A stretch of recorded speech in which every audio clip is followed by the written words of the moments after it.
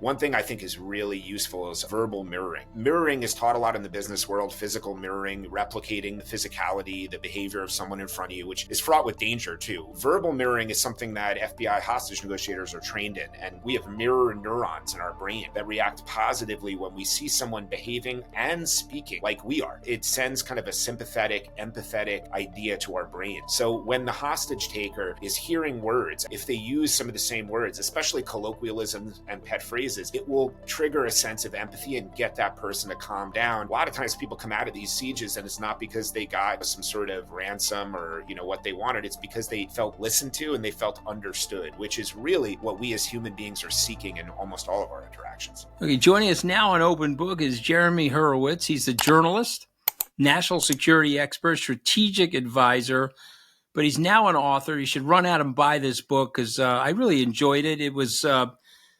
colorful, and it reminded me a lot of books that I've read as a kid, okay, including Robert Cialdini's book, Psychology of Persuasion. I don't know if you've read that, but it reminded me of it. The book's title is Sell Like a Spy, The Art of Persuasion from the World of Espionage. Okay, so Jeremy, before we get into the book, let's go over a couple of things, okay? You spent decades overseas. You're a journalist. Why'd you become a journalist? I'm a closet journalist. I'm only a journalist on this podcast. I actually have another job, but I play a journalist on TV and podcasts. Yeah, why are you a journalist? Well, I sort of am a former journalist. I'm now a corporate investigator. You mentioned I'm a strategic advisor to Interfor International, which is how you and I know each other a little bit. I went overseas. It wasn't decades, just a decade, just under 9 years. In fact, I was based out of Prague and Shanghai. And, I was drawn to the stories, the whole idea that many of the novelists that I enjoyed when I was younger started off as journalists, great training to become a book writer, which is what I wanted to do. And, I really value the tradition of objective American dispassionate journalism, that I think is actually under attack in this country. But that's what drew me to it. But, I just before we get into the book, I feel like 2010 was a seminal moment for journalism. It was fragmenting. But then when the iPad came out in conjunction with the iPhone, I think it just blew to pieces. We have all these quote unquote citizen journalists now. We have waves of misinformation. Some of it's engendered by our own citizens. Some of it's engendered by our adversaries. The level of misinformation that's out there is completely out of control. So if you were a czar and you are a lover of objective journalism, how would you fix it? I'd probably reinvigorate journalism schools and try to, really preach that idea of dispassionate journalism. Because, my time overseas working with Project Syndicate in particular showed me that that's not the case in every country, that many countries kind of, have newspapers that hew left or right and they kind of carry water for those political ideologies. So I would probably try to reinvigorate journalism schools. And then I would, I don't want to be too heavy handed with media outlets. I don't necessarily have an answer as the regulatory czar, but I think it starts with kind of teaching at the university level and maybe, not cajoling, but, urging the heads of newspapers like the Times, the Washington Post, which I've seen slip in this respect, to get back to these traditions, to make sure that their editorial, their reporting choices, and their coverage in particular is full of neutrality and just the facts. Mm-hmm. Okay, so I like it. That's smart. When I was reading the book, the CIA, if you get them and you say, okay, well, what's your number one job?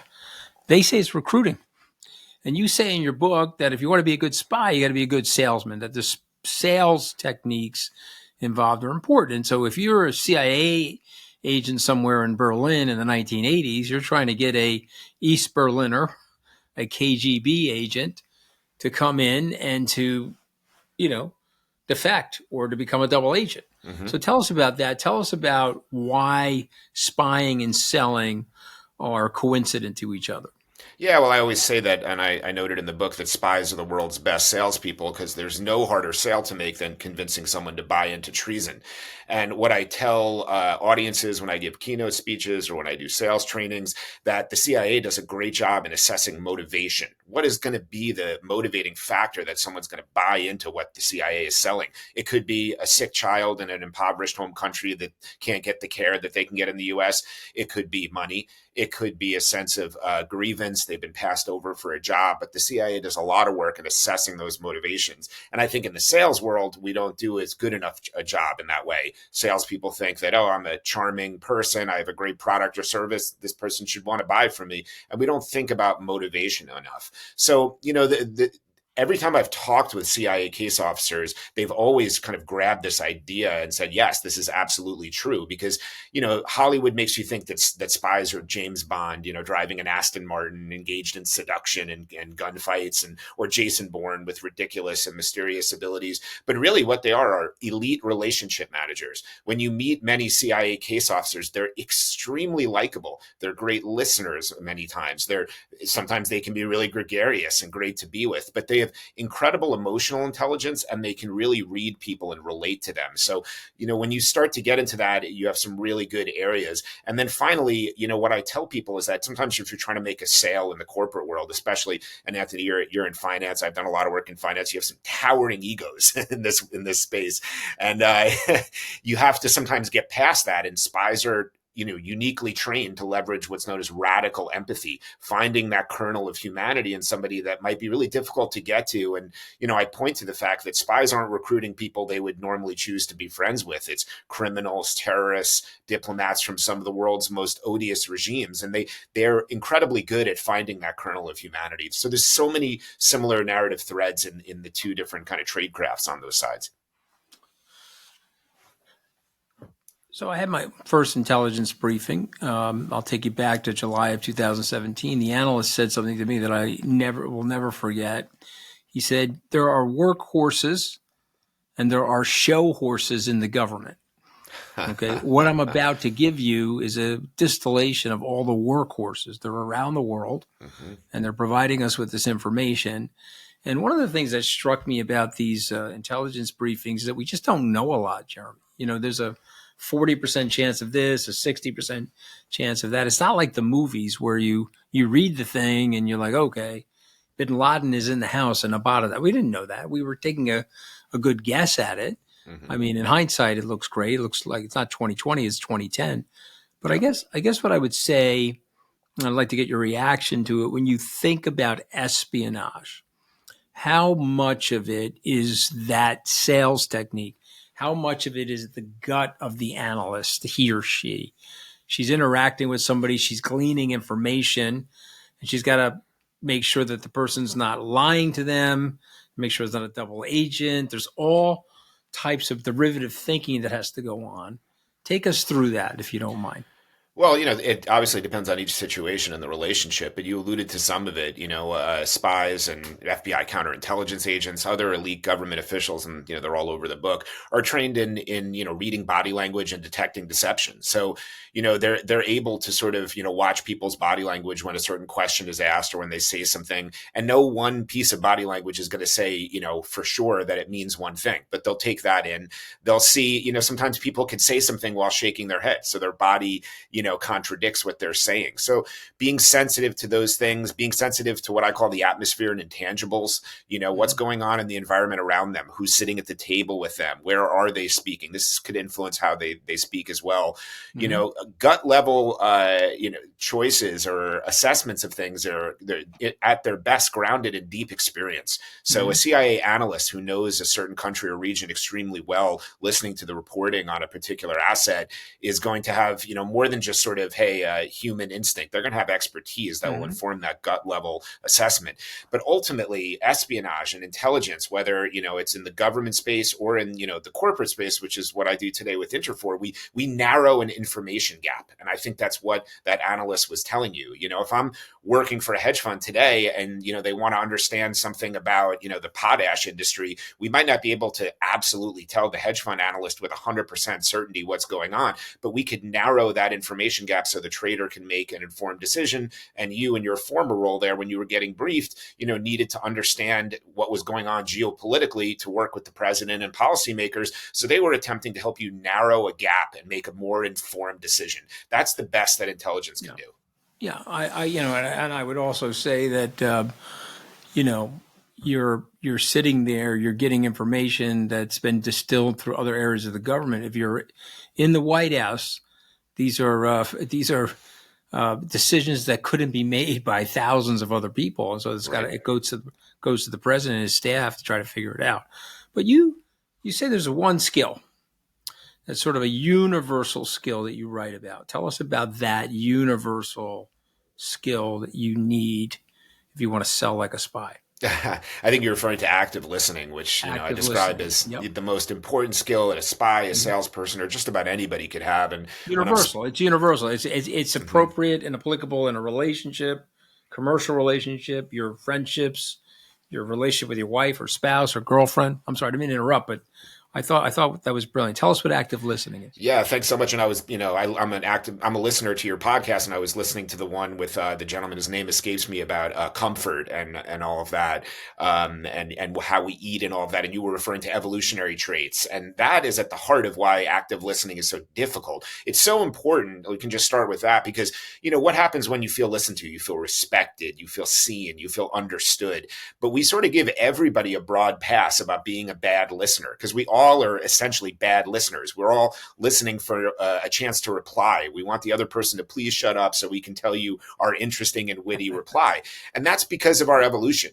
When primitive man was surveying the savannah, back thousands of years ago, when language was first happening, our ability to comprehend happened in a way where we very quickly tried to learn to comprehend because dangers were all around us, as well as the opportunities we needed to capitalize on. So we comprehend 4 times faster than we speak. So that makes active listening a really hard challenge. You're listening to somebody, they're going on and on. You can finish their sentence for you. And sometimes people do that. But if you want to make an impression on somebody, you need to train yourself to still your body language, make solid but not creepy eye contact, I always say, and ask a clarification question. Put aside your witty reply that might entertain for a minute, but ask that person a clarification question. So there's a lot of other things I can refer to too that are natural impediments to active listening. And I tell people kind of finally here that you need to commit yourself to growing your active listening practice. There's no one trick. There's, that you can learn to make yourself into a great active listener. I have some strategies and ideas I share with people about kind of, making themselves into their best active listener, but it's something worth committing yourself to and working hard at. Well, so it's interesting. So I had, years ago, I had some media training. And so I was hosting the show Wall Street Week, and Fox said to me, you're good on television, but you suck as a host, and I said, well, geez, why do I suck as a host? Because I was doing exactly what you said. I was sitting there with a shotgun of verbal information ready to blast the host with whatever was in my head. And it took about a year for me to dial into the actual conversation and listen to what the other person's saying, which is why these podcasts for me are so fun because, you've written a great book and you've got great insight into what's going on, and people should hopefully take a moment and listen to what you're saying. I certainly wasn't doing that 15 years ago, so hopefully I'm a little bit better at it now. But when you talk about the word elicitation, which is not solicitation, elicitation, what does that mean to you? Yeah, elicitation is arguably the most popular thing I talk about, and people find it really helpful. I describe it as a more circumspect way to collect information. So, what I tell people is that a lot of times when you meet somebody that you really want to get to know, you start peppering them with questions. But if you do that, you run the risk of eliciting the opposite reply you want to get, which is you can wind up with suspicion or defensiveness or cynicism. It's not where you want to be. But if you can leverage, again, human behavioral tendencies to get people to reply in a certain way, you can, learn so many things. And spies are, incredible at this, about eliciting a reply that will help them understand the motivation of somebody, or gathering a piece of intelligence, or even planting an idea with somebody and making an idea theirs rather than yours. I call it the stumbling ask in the book, if you recall that. But, one of the easiest things to understand understand about elicitation is a simple one. It is known as the tendency to correct. So if I say to you, Anthony, isn't your favorite color blue? You'd say, no, Jeremy, my favorite color is not blue, it's green. Human beings are vain, and they're always going to correct the record about anything about themselves. So, look, people are very varied. You might run into somebody who doesn't, but 9 out of 10 times or more, even someone is going to correct the record about themselves. So, if you're looking to learn something about somebody, you can just throw out something you either don't know if it's true, kind of fishing, or even if you know it to be false, and watch them correct the record. And there are a variety of ways that we can elicit other information as well. Well, I totally agree with you. When people say that I only lasted 10 days in the Trump White House, I do correct them. I say, no, Jeremy, it was 11 days. It was a full Scaramucci. Yes, it was. And when Trump trolls me on Truth Social and he calls me a major loser, he does cite 11 days. He doesn't say 10. So I sort of feel like the president should be the official scorer. Okay, so I'm going to ask you this question, okay? And it really comes from the former FBI chief negotiator, Steve Romano, where you interviewed him, you interviewed a couple other guys. But the question is, what is the most surprising lesson? Here's a guy who's the chief negotiator for the FBI, hostage negotiations, all different types of things he's got to deal with. What does he go into those negotiations with? What is he thinking about? What's the lesson? Well, I had the good fortune of actually working with Steve and the other guy in there, Gary Nessner. I worked in the space of kidnap for ransom consulting, which is, in the corporate world, a very little known and fascinating world. And I was glad to kind of shed some light on that in the book. But there's a lot of things that these rather extraordinary professionals do. One thing I think is really useful is verbal mirroring. So, mirroring is taught a lot in the business world, physical mirroring, replicating the physicality, the behavior of someone in front of you, which is fraught with danger too. We could talk about that, but verbal mirroring is something that FBI hostage negotiators are trained in. And if you think about it, if they arrive at a siege, they can't be in the room with the hostage taker because of a sense of distance there, the danger. So they're talking on the phone, they're on a walkie-talkie, and these individuals are trained to use the language that they're getting from that individual and using it back to that person. Because we have mirror neurons in our brain that react positively when we see someone behaving and speaking like we are. It sends kind of a sympathetic, empathetic idea to our brains. So when the hostage taker is hearing words, and they could be, this person is going to very likely be very different than the hostage negotiator.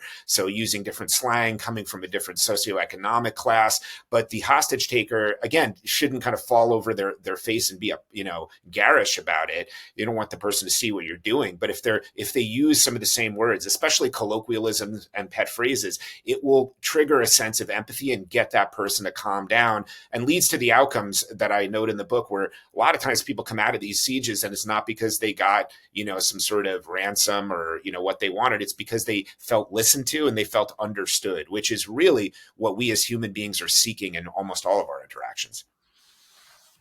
It's really good stuff. Okay, so I'm down to the 5 words. If you've listened to the podcast, sounds like you have. I have. We call 5 words. We want the author to give us a reaction. So if I say the word persuasion, you think about it and say what? I think of the ability to, make someone do something that they probably never thought they were ready to do. Whether it's getting someone to buy into a sale for a price point they didn't think they were going to go for, or whether it's convincing someone to betray, their country because the case officer knew all, the right buttons to push. Because we can be persuaded through many different techniques. Again, if we feel respected, seen, understood, and we feel like we've created that empathy and bond, extraordinary things can be done. Okay. If I say CIA, those 3 letters, you say what? I say public servants. You see people at the airport in a military uniform, and you say thank you for your service, and they get a lot of that. Folks in the CIA don't get enough of it because they're not in uniform, and I think they're extraordinary individuals who've served our country and done amazing things. So I don't think they get enough credit in that respect, and they take some flack too. And when they die, there's an anonymous gold star that goes up on the wall in the lobby of the building. It's what about the 3 letters FBI? Also public servants. I think there's a different profile. It's kind of, I think of them as kind of, just the facts, kind of, aviator sunglasses and in a suit and tie, whereas CIA can be a little bit more of kind of, a colorful group of individuals. But I also see public servants who in our age, Anthony, have been maligned by the government, and I find it shocking and upsetting because I Trump, admire their Trump work. did. Trump Yeah, did that. Trump is a useful idiot for Putin. He's of course. disparaged all these people, and he's hurt and violated the trust that we've had in these great institutions. It's shocking. If I say the word security, you say what? The first thing that just came to mind is fleeting, because I think it always is kind of fleeting, because there's always new threats arising, whether it's, cybersecurity now, or threats from AI, threats from genetic engineering. The idea of security is fleeting. And that's why you need to continue to reinvest in it, whether it's on the government side or the private side in the work that I'm involved in. You need to do kind of a rolling assessment of the risks that you're facing and continue to invest in good measures to, have security protocols in place. All right, last one. Okay. The word spy. Well, I immediately think of a parallel to sales now, because, I that's kind of how it's been drilled into my brain working on this book and doing all this talk. So I think I've taken the idea of spies out of the world of Hollywood and put them into the everyday world. So I think about them as, uniquely gifted social people who have built on their natural gifts and learned techniques to really augment them and do extremely special but low profile key things to keep us safe in this country. Well, listen, look, the book is phenomenal, and I wish you great success with it. The title of the book from Jeremy Hurewitz is Sell Like a Spy, The Art of Persuasion from the World of Espionage. But a lot of great life lessons, a lot of great nuggets in there, Jeremy. Thank you for joining us today on Open Book. It's a great honor, Anthony. I really appreciate you having me. Thank you so much.